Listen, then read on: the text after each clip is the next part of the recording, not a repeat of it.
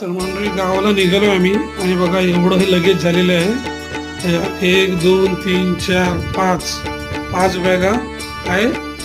खयची घेतलं 2 बॅग काय घे सफेद बॅग घेतली आहे. चला हिरो पण तयार झालेला आहे आणि मॅडम पण तयार झालेले आहेत. तर चला मस्तपैकी गावाला जाऊन 8 दिवस एन्जॉय करून येऊया. तर मंडळी आता आपण रिक्षातनं स्वारगेटला निघालेलो आहे.